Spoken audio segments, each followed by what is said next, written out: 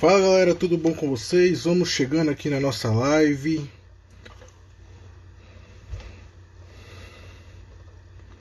Vou aguardar alguns instantes, uns 2, 3 minutinhos para vocês chegarem.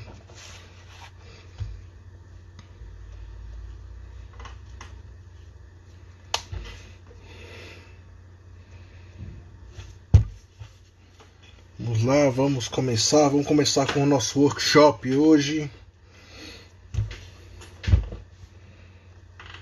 Bom, vamos chegando.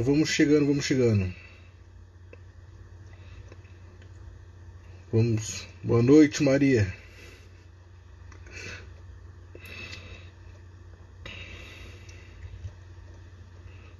Bom, já estamos aqui a 5 minutinhos após as 19 horas. Vamos começar aqui o nosso workshop, tá? Meu nome é Nicolas, eu sou advogado, sou pós-graduado em Direito do Trabalho, sou gestor desportivo e de lazer e sou empreendedor, tá? Diante da grande quantidade de perguntas e questionamentos que nosso escritório tem recebido aqui, através da Nicolas Salles ADV, seja por WhatsApp, Instagram, Facebook e outras redes sociais, nós decidimos criar o workshop Superando os Efeitos da Pandemia. Tá? E nesse workshop nós vamos falar de diversos temas ligados à época que a gente está vivendo. Eu vou falar hoje sobre empreendedorismo e mercado de trabalho. Tá? Teremos ainda outros palestrantes que falarão sobre marketing, nutrição, atividade física e psicologia. Tá bom? O tema de hoje da nossa palestra é Pandemia, uma terra de oportunidades. Bom, contando um pouquinho da minha história de empreendedor, o escritório não é minha primeira empresa, eu empreendo desde sempre, desde pelo menos 18 anos eu já formalizei outras empresas. E como eu decidi criar a Nicolas Salles Advocacia? Eu percebi quando eu me formei que o concurso não era muito a minha praia. Eu fui muito instigado, né, quando eu terminei a faculdade, a fazer concurso, mas eu percebi que não era minha, né? Eu simplesmente não gostava muito. Eu até tentei fazer alguns concursos, tal, verificar essa questão de estabilidade, mas eu não gostei quando eu me formei e de buscar esses concursos. Eu optei pelo empreendedorismo dentre grande quantidade de opções que eu tinha. Tinha a opção de eu ser advogado simplesmente, entrar no escritório. Eu tinha a opção de ser empreendedor. Eu tinha a impressão eu poderia atuar em outra área que não fosse do direito, né? E como é que eu criei o escritório? Eu já estive nos Estados Unidos em algumas oportunidades e lá eu fui estudar como atuam os advogados locais, né? Eles têm uma atuação um pouco diferente da nossa. Primeiro que eles não são divididos em especialidades como nós trabalhamos. Ou seja, direito do trabalho, direito tributário, consumidor, penal, enfim, várias áreas. Eles não se dividem dessa forma, eles se dividem por público. Ou seja, eles atendem, por exemplo, eles atendem empresas que são ligadas à Bolsa de Valores, eles atendem pessoas de menor nível de econômico. Então eles se especializam nos públicos e não na área de direito. Então eles têm uma forma um pouquinho diferente de trabalhar do que a nossa. E me baseando neles, eu comecei aqui no nosso escritório a ter um projeto de atender em domicílio para quem mora aqui em Fortaleza e região metropolitana, ou atendimento online. Grande parte dos nossos atendimentos são feitos dessa forma, tá? Mais de 90%. Essa palestra aqui a gente chama Pandemia, a Terra de Oportunidades, vai ser dividida em duas partes. Primeiro eu vou falar do empreendedorismo no Brasil. Está dando um pequeno travado aqui. Primeiro eu vou falar sobre empreendedorismo aqui no nosso país, como é que vai estar funcionando, como é que pode funcionar, a melhor forma de empreender. E também vou falar sobre o mercado de trabalho principalmente após esse período que nós estamos vivendo de pandemia, tá? Quais são as tendências de mercado? Bom, eu elenquei algumas características que eu considero ser muito interessantes para quem deseja empreender. Nessa primeira parte falando de empreendedorismo, algumas características. Bom, primeiro, o empreendedor ele tem que ser um cara que gosta de buscar informações, saber de tudo, conhecer de tudo, entender de mercado, entender como é que está o preço do trigo no dia, como é que está o dólar na bolsa de valores, entender como é que está o preço do combustível, tudo isso ao mesmo tempo. Então ele tem que ser um cara sempre instigado a buscar informações, buscar inovação, buscar uma nova forma sempre de trabalhar. Tem que sempre estabelecer metas, tem que aprender sempre a estabelecer metas, saber onde você está e saber onde você quer chegar, né? A gente tem que sempre ter um caminho a trilhar. Para quem não sabe onde quer chegar, qualquer caminho serve, né? Então a gente tem que sempre criar uma meta, estabelecer onde você está e onde você quer chegar. O próximo ponto é o monitoramento sistemático, ou seja, tem um ciclo que a gente chama no empreendedorismo, chama PDCA. É o planejar, fazer, checar e agir, né? Então você vai sempre fazendo esse ciclo, sempre tentando fazer esse ciclo para você se controlar, para você se monitorar. É sempre importante para sua empresa que você faça esse ciclo, que você consiga, né, sempre estabelecer critérios e ver que o que você está fazendo se realmente está tendo resultados, né? Tem que ser também o empreendedor tem que sempre buscar oportunidades, buscar ter iniciativa, como já foi citado, né? Sempre tem que buscar a inovação. O mercado atualmente ele está exigindo a inovação, tá bom? Não adianta mais você simplesmente vender, por exemplo, um hambúrguer, que vai ter o cara que vai vender um hambúrguer gourmet, por exemplo. É o que está em alta, por exemplo, no mercado. Vai ser sempre alguém querendo fazer muitas vezes o mesmo produto, mas de forma diferente. E ele pode se sobressair em relação a você. Então, essa questão de buscar sempre oportunidades, ter iniciativa, é interessante para você e você está sempre se monitorando em relação a isso. Exigência de qualidade e eficiência, tá bom?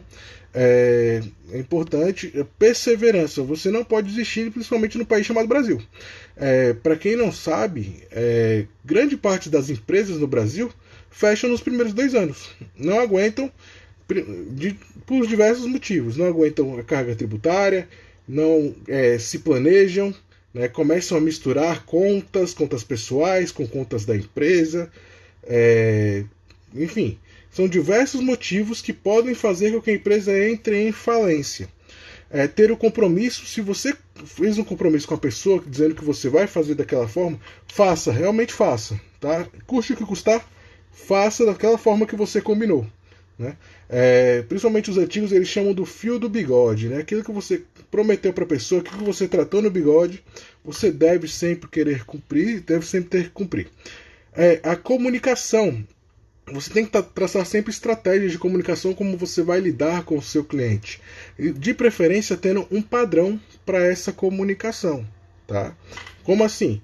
Ter mensagens que você envia para os clientes com o mesmo conteúdo, mas tentando ao mesmo tempo personalizar, colocando o nome dele, se apresentando, com a comunicação mais eficiente possível e sempre esclarecendo as dúvidas que ele possa ter em relação ao seu negócio ou ao seu produto que você está vendendo. E uma das coisas mais importantes, se não for a mais importante para mim, a busca de informações e também agora a rede de contatos, o network que você tem, são o que dão sustentação ao seu negócio. Tá? Você que está começando agora, você que se obrigou provavelmente a trabalhar nessa época de pandemia, a criar um pequeno negócio porque se viu desempregado, porque se viu na necessidade de ganhar algum dinheiro, de ter algum tipo de recurso, é interessante sim que você primeiramente acione sua rede de contatos, né? Acione os seus amigos, estou vendendo aqui um pastel, estou vendendo aqui pizza, estou vendendo hambúrguer, estou fazendo alguma coisa.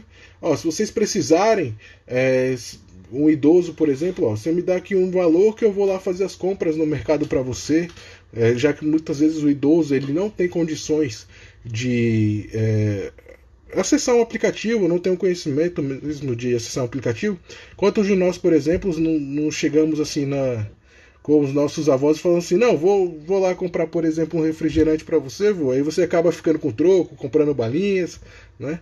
Então é importante você ter sua rede de contatos. Por meio dela é que você vai sobreviver. Tá? No mínimo, a sua rede de contatos é que vai suprir as necessidades da sua empresa. Tá bom? Antigamente, bastava você ser, por exemplo, advogado, bastava você ser médico, bastava você ser dentista, que você já teria um público garantido. Tá? Atualmente não funciona mais dessa forma. Você precisa agregar o valor ao cliente. Você precisa, primeiro, quando você vai criar a sua empresa, você tem que entender o que ele precisa, não o que você quer fazer. Muitas vezes aquilo que você quer fazer não é aquilo que seu cliente precisa. Então faça uma pesquisa, sempre busque saber o que você deseja, o que o seu cliente deseja, não o que você deseja. Tente adaptar as duas situações, tá bom? Se você não agregar valor, você vai entrar numa coisa que a gente chama de commodities. Ou seja, ou você agrega valor e consegue cobrar inclusive o preço que você acha conveniente para o seu trabalho, conveniente para o mercado, ou você entra em commodities, que você vai acabar brigando por preço e você pode, por exemplo, entrar em falência. Né? Muitas vezes você, por exemplo, gosta de comer aquela pizza de R$10, mas se você tiver dinheiro, você provavelmente não vai comer nela. Porque você sabe que aquela pizza de 10, às vezes, tem mais recheio, menos recheio, muitas vezes não tem um padrão, muitas vezes não tem aquela qualidade que você desejaria, mas se você consegue agregar valor, você vai comer, por exemplo, numa Pizza Hut ou numa Domino's que tem um valor muito maior. Tá? O preço muitas vezes não é o problema. Segundo estudos, o preço, por exemplo, é a quarta ou quinta opção quando o cliente vai buscar você como empresa, vai buscar você como negócio, como prestador de serviço. Primeiro ele quer saber de sua especialidade, ele quer saber o seu local que você atua, ele quer saber a forma de você trabalhar, né, a forma de pagamento. Né? Então, é muito importante que você tenha outros valores agregados para só depois cobrar o preço. O preço ele é diferente do valor, tá? São coisas completamente diferentes. Vamos lá. Tô vendo que já está chegando perguntas e a gente já vai responder. Pizza de R$10 é top, concordo. Bom, atualmente a pandemia tem nos mostrado que quem não está, tá? Quem não está na internet não existe. Tá? Quem não está preparado para estar na internet, seja através de um aplicativo, por exemplo, um aplicativo de delivery, quem é na área de restaurante, quem não está nas redes sociais para vender o seu produto, quem não tem, por exemplo, um site, ele não está no mundo. Tem se necessitado cada vez mais você estar presente na internet de forma geral. Tá? Seja por qual meio for. Você, claro, tem que definir o meio melhor para o seu cliente, mais uma vez. Se você puder estar em todos, esteja em todos. Tá? E você depois pode verificar aquilo que é mais lucrativo para você ou não. Tá? Então vamos estabelecer os critérios. Quanto mais lugares você puder ser achado, muito melhor para você. Mais uma vez, mas sempre esteja na internet, claro, também, se for possível, no meio físico. Atualmente, inclusive, o meio físico ele é dispensável. Tá? Muitos advogados que eu conheço, por exemplo, atuam em home office. Eu digo para você, inclusive, nosso escritório, né, todo o nosso corpo, praticamente de trabalhadores, atua em home office. A gente só vai realmente para a sede do nosso escritório quando temos clientes agendados. Nesses momentos, aí sim nós vamos atender no escritório. De resto, grande maioria nosso, por exemplo, nosso escritório atende home office. Ou seja, o meio físico está sendo inclusive dispensável. A presença na internet, em muitos aspectos, está sendo superior à presença física. Né? Então, ou seja, você está precisando cada vez mais estar presente no meio digital. O diferencial competitivo atualmente, ele dura no máximo 5 anos. Tá? No máximo 5 anos, você tem que se reinventar, praticamente recriar o seu negócio. Seja uma recriação de logomarca, seja um planejamento de negócio, uma nova meta que você vai ter que estabelecer. Mas a cada 5 anos, no máximo, você vai ter que se reinventar. Você vai ter que reinventar o seu negócio. Não tem jeito. Tá? Não tem jeito. Bom, temos alguns conceitos aqui para quem deseja empreender que são interessantes. O conceito, por exemplo, de startup. Gente, startup, muita gente acredita que é um tipo de negócio. Não é. Ela é apenas uma parte do negócio. Ou seja, a forma que ela é criada. Tá bom? Ela não é o negócio em si. Não existe um negócio de startup. Existe uma parte da empresa, uma parte da criação dela, que é o startup. Tá bom? Então, esse conceito de startup está cada vez mais chegando em grandes empresas. E tem se alterado, inclusive, a forma de trabalhar das grandes empresas. Os pequenos, cada vez mais estão batendo as grandes empresas, normalmente. Isso está cada vez mais influente no nosso mercado. Tá? Então, o conceito de startup, grande parte por exemplo, dos escritórios já estão abandonando, assim, pelo menos o nosso, desde o início a gente já abandonou, mas grandes empresas como Standard & Poor's, os advogados deles já não atuam mais de terno, eles não estão dentro da empresa de terno, eles estão de terno somente quando vão se apresentar ao juiz. Isso é uma característica, por exemplo, da nossa empresa. A gente sempre teve esse conceito de startup. Então, que é só uma parte do nosso negócio, mas talvez não é o nosso negócio como um todo. Né? E por que o conceito de startup é importante? Porque ele prevê uma estrutura mínima que você precisa para que aquela empresa funcione. Ou seja, se você crescer muito, aquele mínimo permanece. Se você diminuir, aquele mínimo vai ficar de qualquer jeito. Então, esse mínimo que a startup gosta de estabelecer. Por que meios que ela gosta de estabelecer? Eu, infelizmente, não vou ter tempo de apresentar aqui todos os meios possíveis, todas as tabelas que eu tenho administrativas, uma tabela de OKR, uma tabela de EBITDA, uma tabela de vendas, como é que funciona, não teremos tempo para isso, mas tem alguns conceitos interessantes que você pode utilizar para a criação da sua empresa. Você pode, por exemplo, estudar o MPV. O que é o MPV? É o mínimo produto viável. O que você precisa, no mínimo, para que aquela sua empresa funcione? Qual é a estrutura que você precisa? O mínimo que você precisa para criar o seu produto, para criar, por exemplo, o seu serviço, a forma que você vai atuar. Então, esse mínimo, o MPV, ele te ajuda muito nesse aspecto para que você crie o seu negócio, para que você tenha uma estrutura mínima de negócio. E também nós temos o Canvas. Tá? Se tiver algum amigo meu que estudou comigo no IFCE, no Instituto Federal do Ceará, vai saber o que é o Canvas com certeza. Né? Então, o Canvas ele é uma tabelinha pequenininha, resumindo em uma página praticamente, que metade você vai entender aquilo que você vai gastar, o que é a sua despesa, e outra metade você vai entender aquilo que você vai ganhar, o que você pode ganhar. E aí você vai sim estabelecer suas metas, aí você vai entender suas despesas. Pronto, a assessoria esportiva mais fit usa o Canvas, claro. A gente estudou no IFCE, estudou comigo, sabe como é que funciona o sistema Canvas, que é uma característica muito interessante para quem vai iniciar o negócio, para você entender o seu negócio. Tá bom? É muito interessante sim que você faça um Canvas, faça um MPV ou crie algum outro tipo de e-mail. Você pode pesquisar, tem vários na internet que podem te ajudar, tá bom? A criar o seu negócio, a entender melhor o seu negócio e a entender melhor o mercado de negócios, o mercado de trabalho. Vamos falar um pouquinho também de negócios mais físicos, tá? Existem alguns regimes jurídicos aqui,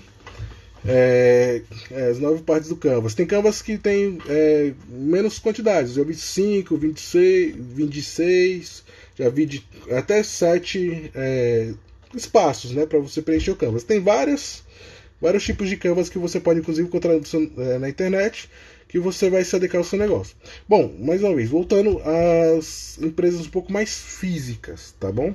Como é que pode ser estruturada uma empresa no Brasil? Existe uma coisa chamada regime jurídico. Quais são os regimes jurídicos? É o tamanho que a sua empresa vai ter no mercado. Resumindo, tá bom? Não é só isso, mas criando um resumo para vocês. Bom, a sua empresa ela pode ser um MEI, a sua empresa ela pode ser uma empresa limitada, um EIRELI, um SA. Tem várias formas. Qual é a forma que eu particularmente indico, tá? Para quem está começando um negócio, tá? A fórmula básica para quem está começando, para mim é o MEI atualmente. É o melhor meio para você iniciar um negócio no nosso país no momento, tá? Em regra geral. Por quê? Porque ele tem algumas restrições. Então, você que é pequeno empreendedor, você que está atuando de forma individual, que é o MEI? O MEI é o microempreendedor individual. Quais são as características dele, né? Primeira coisa, as vantagens, né? Vamos falar um pouquinho de vantagens. Você tem que pagar uma taxa única de um valor de R$60, de 40 a R$60 mensais, que você vai pagar de impostos para o governo, e aí você vai pagar esse valor mensal. O que ele vai te garantir? Ele vai te garantir, por exemplo, a contribuição do INSS para a aposentadoria e o pagamento de alguns tributos federais, tá bom? Além também de parte do ICMS e parte do ISS, mas não todo, tá bom? E qual é a desvantagem que eu entendo pelo MEI? Você, primeiro, só pode ser você não pode ter sócio para o MEI. E segundo, caso você trabalhe e tenha o MEI, tem que ficar ciente que você não vai ter direito ao seguro-desemprego. Tá? Você não vai ter direito se você for MEI e estiver trabalhando na empresa ao mesmo tempo. Quando você for demitido, você não vai poder receber o seu seguro-desemprego, justamente porque o MEI ele já vai te garantir outros direitos. Em compensação, se você, por exemplo, sofrer um acidente de trabalho, Deus me livre aconteça, e você não estiver trabalhando e te pagar o MEI habitualmente, você vai ter direito, por exemplo, a um auxílio-doença, seja auxílio-doença acidentário, seja auxílio-doença comum. Se você por exemplo, se a mulher ficar gestante, com o MEI ela vai ter direito sim à licença maternidade. Então, algumas características importantes que é um negócio para se começar. Qual é, em quantidade, qual é o tipo de empresa que mais reina no Brasil? O tipo de empresa que mais reina no Brasil atualmente é a limitada, tá? Que ela exige 2 sócios, não tem um valor específico de faturamento, enfim, tem umas regras um pouco mais maleáveis, mas ela exige mais custos. Você vai ter que entender um pouco mais de tributação, de lucro real, lucro presumido, vai ter que pagar mais tributação em funcionários. Enquanto, por exemplo, o MEI não, ele vai te facilitar e vai te cobrar taxas menores. Você vai entrar num Simples Nacional, você vai pagar em média ali 11% de tributação. Quem está na limitada já sobe um pouco mais. Para quem não sabe, em regra geral, o governo no Brasil sócio nosso em 1/3 em média, tá bom? Em média, o governo é sócio no Brasil, ou seja, 33%. O MEI já é um CNPJ, vai ser um CNPJ que vai ser atrelado, claro, à pessoa física. Mas ele sim é um CNPJ, é uma empresa normal, como qualquer outra. Tem facilidades, por exemplo, também de alvará, tem facilidades de espaço físico. Você pode, por exemplo, criar a sede da sua empresa na sua residência, o que alguns negócios não permite. Tá? E o MEI não, o MEI ele já tem essa permissão que ele te ajuda bastante para a criação do seu negócio. Agora, o limite que tem no MEI você pode ter hoje 2 funcionários no máximo, tá bom? E o faturamento anual não pode ser superior a R$81.000, tá bom? Essa é a maior restrição do mês. Se você superar os R$81.000, você tem que procurar outra alternativa de negócio, por exemplo, um ME ou um EPP, ou talvez uma limitada, se você tiver, por exemplo, um sócio. Então, são essas restrições, basicamente, que o MEI vai te dar. Mas para quem está começando, eu acredito, para quem está no primeiro negócio, para quem está, por exemplo, criando ali um pequeno restaurante, uma pequena venda de produtos, é interessante sim começar pelo MEI, para aquela pessoa que vai trabalhar principalmente em casa, que vai começar a trabalhar de casa. Então, para essas pessoas, o MEI, sem dúvida, é o mais indicado, tá bom? Um fato interessante para quem vai criar uma empresa é aprender a separar o valor que você recebe na empresa do seu valor pessoal. A grande maioria das empresas, quando entra em falência, é que elas não entendem o quanto de lucro elas têm.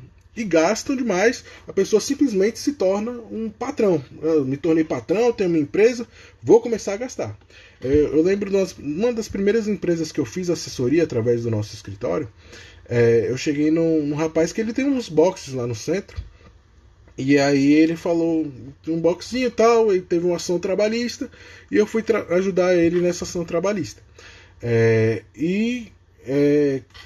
Ele foi conversar comigo, e eu falei, cara, qual é o seu maior sonho quando você tiver grande? Assim, quando você começar a crescer. Ele falou, quero comprar um Corolla e uma Hilux. Eu falei, cara, por que você não aprende a investir no seu negócio, não quer crescer o seu negócio? Para que você vai comprar um Corolla e um Hilux se você não tem necessidade para o seu negócio nesse momento? Pode ser que, por exemplo, se você tiver uma grande quantidade de roupas para vender, você necessite de uma Hilux aberta que ela pode te ajudar no transporte. Mas por que ela? Por que você não pega um carro mais simples? Por que você não pega talvez um Saveiro? Enfim, um carro menor que possa suprir também as mesmas necessidades da Hilux. A Hilux não é necessária para o seu negócio. Porque você virou patrão, você tem que começar a ficar mais rico? Não. Né? Vamos com calma. Tá? Vamos com calma. Não necessariamente todo mundo que tem empresa é milionário. Você vai começar de baixo. Como eu disse, o MEI, por exemplo, você só pode ganhar R$ 81 mil por ano. Isso dá em média para você de R$ 6.750 por mês. Tá? Isso daí não vai te tornar um milionário. Não vai te tornar um milionário. Vai, claro, talvez você possa ganhar assim, um valor maior que você ganha hoje. Mas te tornar um milionário não vai. Tá bom? Então, vamos com calma.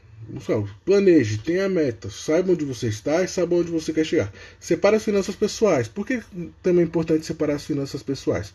Por exemplo, a pessoa ganha aquele dinheiro na empresa e ela começa a pagar o colégio dos filhos, começa a pagar a energia de casa, começa a pagar o plano de saúde, todo o dinheiro da empresa. E no final ele fica reclamando: meu Deus do céu, eu não tenho lucro, eu não tenho lucro, eu não tenho lucro, eu não estou ganhando dinheiro, eu vou fechar a empresa porque eu não estou ganhando dinheiro. Na verdade, o que está tendo apenas é um descontrole financeiro ali. E você, entendendo que você ganha um X por mês, você separando um salário para você, como se você fosse um trabalhador normal. Tá? Vamos entender isso, vamos equiparar. Você é um assalariado, mesmo tendo empresa. E você vai estabelecer ali, eu posso ganhar R$ 6.750, então eu vou estabelecer uma parte ali, metade, vamos colocar R$ 3.000 ali, para eu ter como salário. Eu vou ter uma conta da minha empresa e eu vou tirar R$ 3.000 por mês para colocar na minha conta pessoal. E nessa conta pessoal eu vou pagar as minhas contas. A conta da empresa eu não vou mexer, só vou mexer para as atividades da empresa em si. Tá? Então vamos separar. E aí você vai ter aqueles R$ 3.000 ali para gastar por mês, como se você tivesse um salário normal. E aí, dentro da sua empresa, quando você for elaborar, por exemplo, o Canvas, quando você for elaborar o MPV ou outra modalidade, quando você estiver iniciando sua empresa, você vai escrever lá, boa parte eu posso criar, por exemplo, para fundo de emergência. O que é o fundo de emergência? Por exemplo, nessa época de pandemia, existe o fundo de emergência. Eu não estou lucrando porque minha empresa teve que fechar, não teve jeito, os decretos estabeleceu o fechamento da empresa. Então, através desse fundo de emergência, aquele valor que está lá guardadinho na conta da empresa, está na conta poupança, que eu não posso gastar de jeito nenhum, eu posso retirar meu salário dali, porque ali porque nesse momento a empresa está fechada.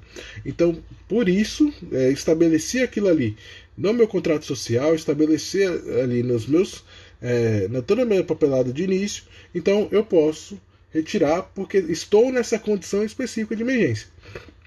Outra situação, você pode, por exemplo, elaborar um fundo de investimento. Ou seja, você vai, desses R$ 6.750, por exemplo, que o MEI pode ganhar, R$ 3.000 você tira para salário, vamos deixar R$ 1.000 ali para fundo de emergência, né?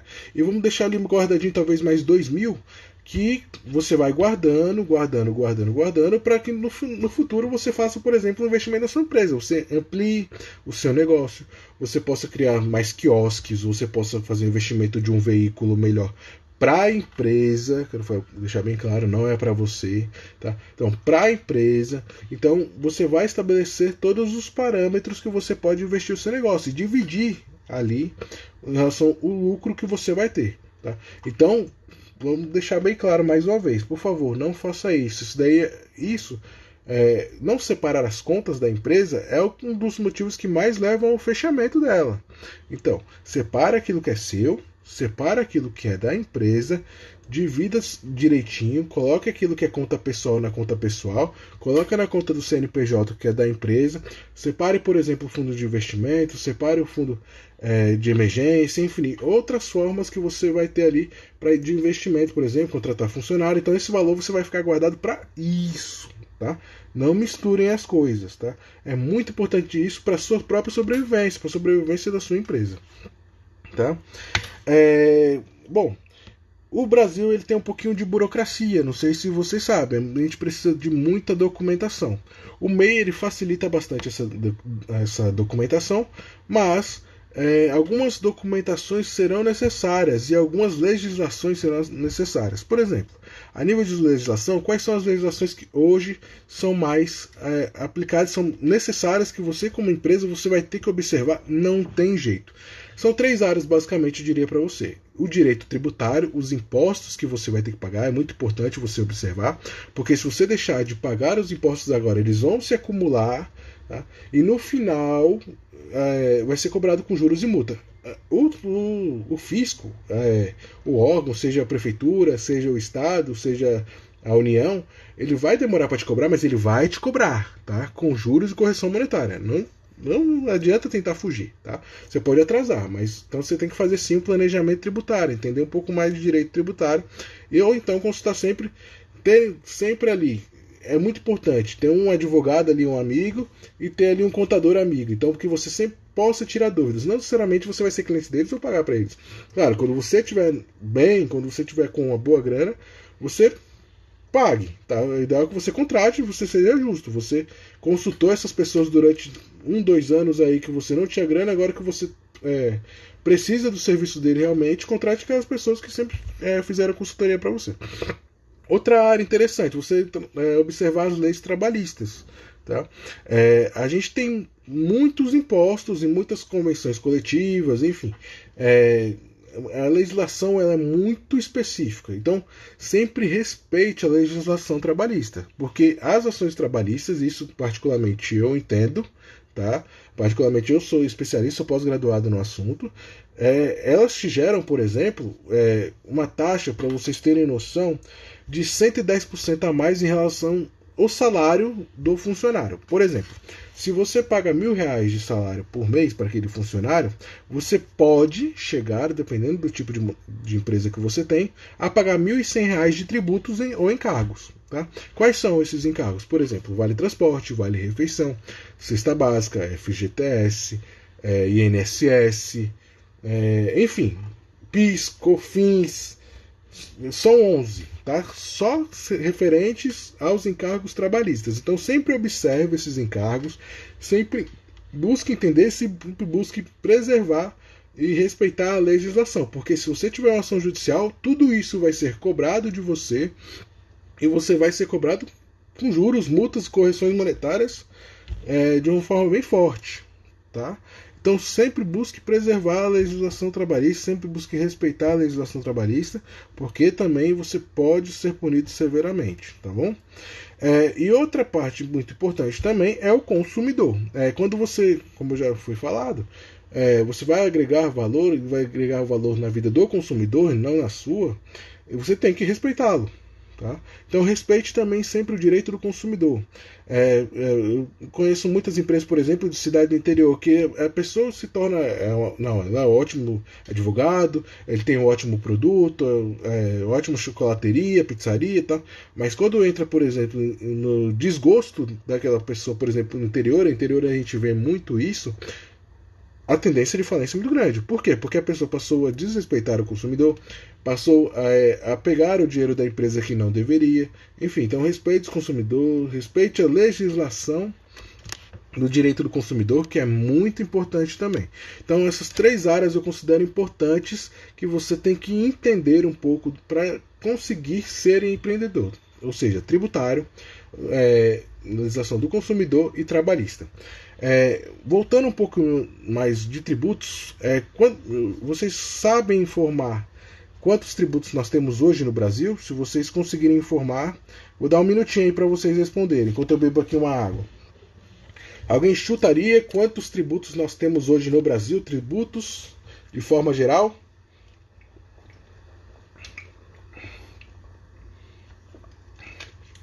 Alguém arrisca? Não vale pesquisar no Google, hein, pessoal?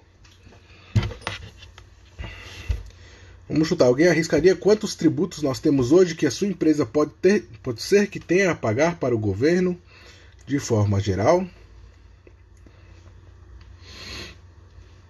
Bom, já ninguém quis arriscar, mas hoje no Brasil nós temos 92 tributos. 92. 32, Flávio, talvez fossem os mais importantes, mas nós temos hoje 92 tributos que sua empresa pode ser que seja condenada a pagar. Desculpa.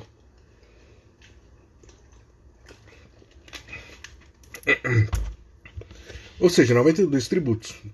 O que são tributos? Basicamente impostos, taxas e contribuições, tá? Ou seja, 92 tributos nós temos hoje, o que gera para o governo, como eu já disse, mais ou menos 1/3 da sua empresa. Ou também da pessoa física, tá? Nós também, como pessoas físicas, como civis, nós temos que pagar mais ou menos tudo que você compra. Você calcula que 1/3 daquilo que você está comprando é de imposto. Em regra geral, é isso que vai funcionar. E são muitos os impostos que nós temos, tá? 92 impostos. E quais são os principais, tá? Eu vou listar aqui para vocês os principais impostos. Os tributos federais. Os importantes: imposto de importação, imposto sobre produtos industrializados, imposto sobre operações financeiras, imposto de renda pessoa física, imposto de renda pessoa jurídica, imposto sobre propriedade territorial rural, contribuição para o financiamento da Seguridade Social, CID, contribuição de intervenções no domínio econômico, contribuição social sobre o lucro líquido, INSS, FGTS e PIS. Tá bom? Então, esses são apenas os tributos federais, para você ter uma noção daquilo que a gente está falando. Eu listei aqui também os estaduais, né? O ICMS, Imposto sobre Circulação de Mercadorias, ITCMD, Imposto sobre Transmissão de Causa-Mortes e Doação, IPVA, que todos nós praticamente pagamos, Imposto sobre a Propriedade de Veículos Automotores. Já os impostos municipais, os importantes: Imposto sobre Transmissão de Bens Intervivos, ISS e IPTU. Ou seja, nós temos aqui de impostos importantes, tá? De impostos só listados aqui, ó, são 3, 12, 15, são 18 impostos considerados importantes que praticamente nenhum de nós, tanto como cidadãos, tanto quanto empresa, conseguimos fugir. Praticamente todas as empresas têm que pagar esses impostos, tá? Esses 18. Mas, como eu já disse, nós temos atualmente no Brasil 92 impostos. E podem surgir outros, tá bom? Até morto paga imposto. Até morto paga imposto, sem dúvida nenhuma. Duas coisas que você não consegue no Brasil, tá? Você pode nascer e morrer no mesmo dia, que você pode ter certeza que imposto você vai pagar. Tá? Imposto para nascer e imposto para ser enterrado. Pode ter certeza que você vai ter que pagar esses dois impostos, esse imposto em específico, tá bom? Então, basicamente é isso que eu tinha falado sobre empreendedorismo, tá bom? Já vou tirar, inclusive, algumas dúvidas de vocês dessa primeira parte da nossa explanação. Vamos lá. Vou buscar aqui todas as perguntas de vocês. Se tiver uma dúvida aí, vem, já fala logo, tá? Pode tirar a dúvida quando precisar. Vamos lá. Felipe Nutrir, que vai ser um dos nossos palestrantes aqui, vai estar aqui com a gente na quarta-feira, conversando sobre nutrição aqui nesse tempo da pandemia, tá bom? Felipe, como é que você pode definir o seu preço? Bom, pesquisa de mercado. Perguntando, não tem outra forma. Tá? Para dois públicos específicos. Você pode perguntar primeiro, tá, aos seus colegas de profissão, tá, quanto é que eles estão cobrando, por exemplo, numa consulta, num produto que eles estão vendendo, qual é o valor que eles estão cobrando mais ou menos, para você ter uma noção, saber se ver o nível daquele profissional, o cara, por exemplo, que se formou talvez um ano antes que você, por exemplo, na sua área que é nutrição. Então, essas pessoas, elas podem te dar um parâmetro, tá, de valor que você pode cobrar no mercado. Esse eu acredito que é um dos meios mais eficientes. Segundo meio, perguntar para os seus clientes. Chegar no seu amigo, um amigo seu, fala assim: ó, eu estou abrindo aqui meu consultório de nutrição, quanto você acha que é o valor interessante para sua consulta, né? Para uma consulta minha, que você acha? Eu sou um cara que sou assim, eu sou graduado, estou fazendo pós-graduação não sei o que, sou isso, sou formado nisso, tenho um curso não sei o que, dá toda essa qualificação, e aí ele vai te dizer: não, acho que o valor adequado é R$100, não sei, estou chutando, Tá? Mas eu acredito. E tem uma terceira forma também que cabe também a nutrição, ou por exemplo, a nós da OAB, né, os advogados, eles têm uma tabela específica que é obrigada a cobrar basicamente aquela tabela. Né? Nós temos padrões mínimos e máximos que a gente tem que estabelecer e temos que cobrar dentro daquela tabela. Tem essas três formas, mas eu acredito que a mais eficiente é você ou perguntar para os seus colegas de profissão e perguntar para os seus possíveis clientes o valor que eles pagariam, tá? Para você trabalhar para eles, para você realizar, por exemplo, uma consulta, para você vender um produto, por exemplo, na área de suplemento, enfim, toda a área, tudo aquilo que é nutrição pode oferecer para a gente, tá? Então esses são os meios que eu considero principais. E aí eu tenho algumas tabelas, inclusive depois eu posso te passar, que você faz a conta. Por exemplo, ó, fulano de tal disse que é 10 reais. Então, esse cliente aqui, eu posso ser que eu perca porque eu estou querendo cobrar 50. Ou melhor, vamos usar valores mais aproximados. 100 reais, vamos supor que eu sou 100 reais. Esse aqui diz que cobra 50, então esse cliente eu perco. Esse aqui diz que vai pagar 80, então pode ser que ele me contrate. Esse aqui falou que pagaria até 150. E aí você vê e faz uma média, faz uma contazinha que depois eu posso explicar melhor como é que é feita. E você consegue, né, através dessa conta, saber o valor ideal que você pode cobrar também. Tá? Mas, basicamente, pesquisando com seus colegas e pesquisando com seus prováveis clientes, você já pode saber o valor que você pode definir de compra. Tu acha que Flávia pergunta: tu acha que mesmo após a pandemia o meio físico vai passar a ser segunda opção? Não, não acho que vai ser segunda opção, tá? Mas eu acredito que a tendência de mercado é que o digital ele começa a entrar cada vez mais. Vai ser importante os dois meios, tá? Por exemplo, a pessoa que vai comprar um livro, provavelmente um livro na internet ela acha por um preço mais barato, ainda que se conte a taxa de entrega, né? Ou melhor, ou um celular, qualquer produto, enfim. Ainda com a taxa de entrega, na internet é mais barato. Só que eu preciso da velocidade. Eu quebrou meu celular ali, eu, por exemplo, na minha empresa eu não posso ficar sem celular. Quebrou meu celular, eu vou ter que ir na loja física. Não tem jeito. Então as duas são importantes, mas eu acredito que o digital, cada vez mais, ele vai entrar na vida das pessoas. Cada vez mais ele vai se tornar mais importante. E a pessoa que conseguir se programar para comprar, para consumir, ela vai estar sempre optando pelo digital porque geralmente é mais barato. Porque a pessoa que trabalha com meio digital, ela necessita geralmente de pouco espaço físico, o que dá uma favorecida inclusive no mercado. Então, para a pessoa que precisa daquele serviço naquele momento, vai ter que ser o meio físico e também o digital para a pessoa que conseguir se programar. Então, os dois meios eles vão continuar sendo interessantes, cada um com o seu tipo de público, tá bom? Vamos lá. Larissa Caroline, o teletrabalho só vai fortalecer depois da pandemia. Eu vou falar sobre ele agora, tá bom? Assessora esportiva eu uso Canvas, Flávia também. Já respondemos, o MEI pode ter CNPJ? Sim, terá CNPJ, tudo MEI. Né? Deixa eu ver aqui mais alguma.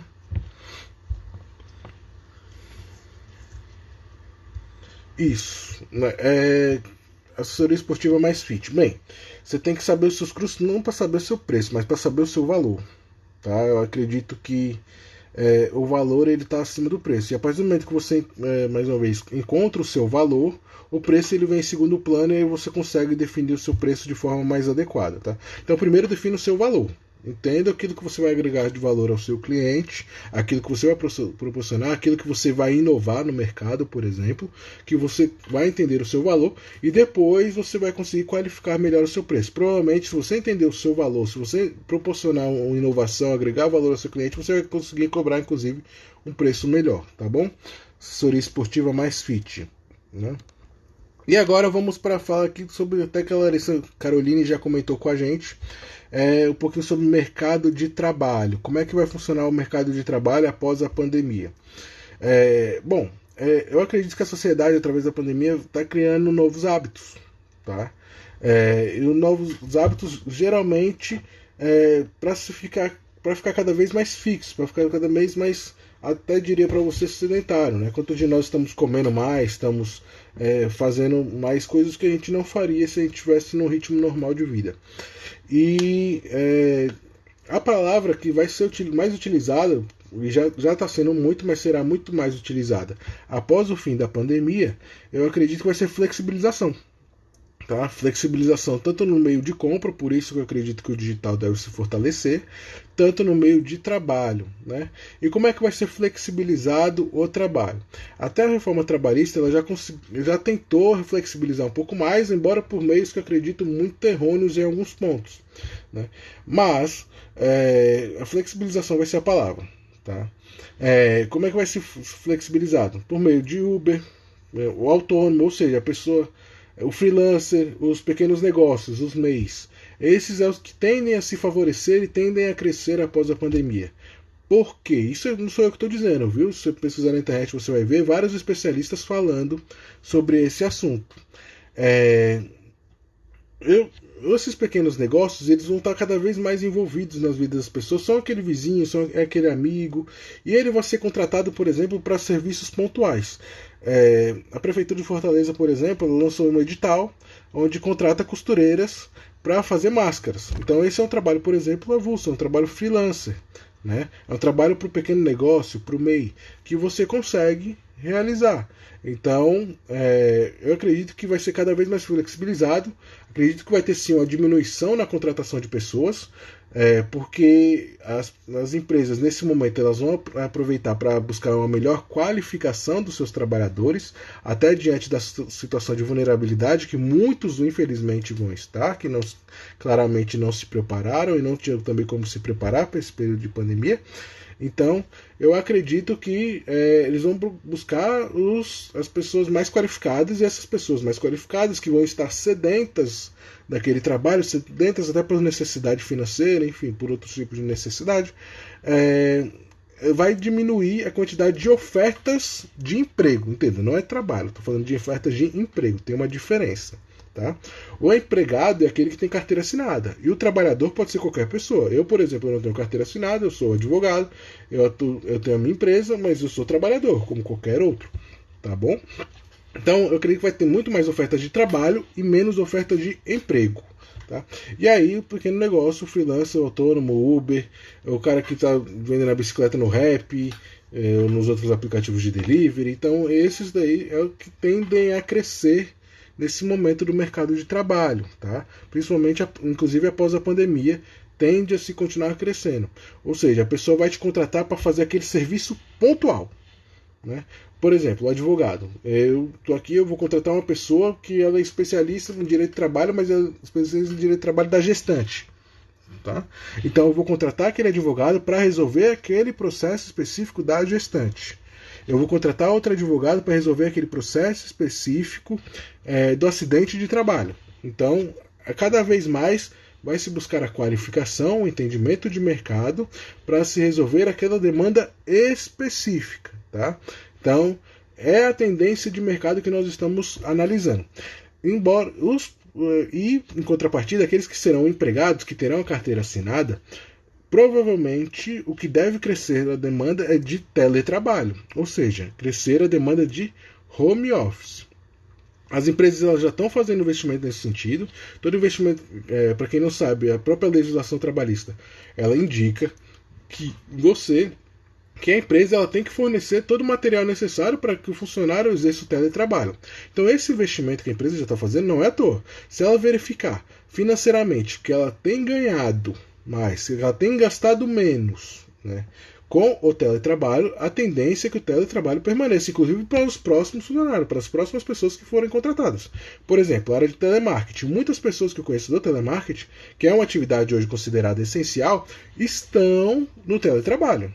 Né? A tendência é que eles permaneçam no teletrabalho. Por quê? Porque a empresa, por exemplo, não vai gastar o vale transporte, né? Não vai gastar a estrutura física que ela tem, ou seja, ela não vai gastar água, luz, telefone, embora ela tenha que reembolsar para o funcionário. Para ela, talvez seja mais interessante ela bancar o funcionário, bancar a estrutura física da casa do funcionário, do que ela se preocupar, por exemplo, com contas gigantes de energia, porque ela tem que estar lá estabelecendo as normas regulamentadoras, que o teletrabalho muitas vezes ele flexibiliza também. Então, nesse sentido, provavelmente o teletrabalho ele tem a tendência de crescer, tá? Crescer, e a grande maioria das pessoas que hoje estão em teletrabalho tem a tendência de ficar. Grande empresa, por exemplo, fora do país, eu tive recentemente na Costa Rica, e um conhecido meu lá, ele falou, ele estava em teletrabalho, ele trabalhava numa empresa grande, uma empresa de grande porte, tá? Uma empresa inclusive na área de indústria de automóveis, mas o trabalho dele era teletrabalho. Tá? Ele resolvia todos os problemas da empresa da sua casa. Né? Ele tinha o headset, tinha o notebook que a empresa tinha dado, inclusive era um notebook que tinha adesivo da empresa e tal, não sei o que, aquele códigozinho de inventário, enfim, tudo ali. Né? Mas ele trabalhava de forma em teletrabalho, ele trabalhava de casa. Tá? Então, essa é a tendência que nós estamos vendo no mercado de trabalho. O teletrabalho ele deve crescer. Cada vez mais as pessoas vão trabalhar de casa, porque as empresas já estão fazendo investimento e provavelmente os custos serão menores para a empresa. Tá bom? Bom, e as empresas estão cada vez mais também trabalhando com tecnologia de informação. Né? A tecnologia de informação, ou seja, os aplicativos, os sites. Então, essa área, para quem trabalha em aplicativos, por exemplo, tem uma tendência muito grande de crescer. Tá? Se você trabalha na área de computadores, de softwares, o crescimento nós já estamos analisando que está muito forte nessa pandemia, porque muitas empresas, por mais que fossem empresas clássicas, fossem empresas de grande nome, elas não estavam adaptadas ao meio digital e foram obrigadas nesse momento a entrar no meio digital. Então, elas vão precisar sim que você faça no meio digital. Então vai precisar sim do aplicativo, vai precisar sim do site, enfim. Tá bom?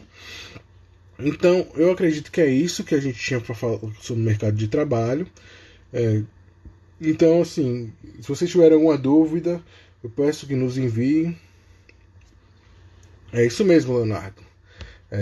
Essa área provavelmente vai crescer bastante, com o pessoal que trabalha com tecnologia, com BI, com data science, análise de dados, enfim, outras diversas formas aí de software. É o que deve crescer no momento, o que deve crescer muito forte aí nesse período, tanto de pandemia quanto pós-pandemia. Certo? Mais alguma dúvida, pessoal? Mais alguma dúvida? Nos encaminhem, por favor. Né? Guardaremos aqui um minutinho para vocês mandarem dúvidas, se vocês tiverem. Seja sobre empreendedorismo ou mercado de trabalho. Bom, muito obrigado, Léo. Muito obrigado. Na próxima, quem sabe, você entra aqui com a gente para falar também, que eu sei que você tem um conhecimento muito vasto em vários assuntos. Obrigado, esperamos que tenham gostado, tá, da minha apresentação. Meu nome é Nicolas Salles, advogado, responsável pela Nicolas Salles Advocacia. Também sou gestor esportivo, empreendedor, por isso que tive a iniciativa de iniciar esse primeiro workshop, que é Superando os Efeitos da Pandemia, criado pelo nosso escritório, pela Nicolas Salles Advocacia. Tá? E amanhã, às 19 horas, também aqui em formato de live, nós teremos a palestra com o Luiz Paiva, tá? Palestra de título Como Marca Digital está ajudando as empresas durante a pandemia. É um tema muito importante. Você, por exemplo, que agora está no empreendedorismo, pretende iniciar uma empresa, é muito interessante conhecer de marketing, tá?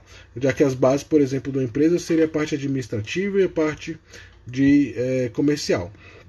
Então, acredito que seja interessante para vocês essa área de marketing. Então, agradeço demais a oportunidade e até amanhã tá? Com a palestra do Luiz Paiva, que estará aqui falando conosco sobre marketing, viu? Muito obrigado, pessoal, e até a próxima, viu? Acompanhe nosso workshop de segunda a sexta-feira, sempre às 19 horas, cada dia com um tema diferente, viu? Obrigado, até mais!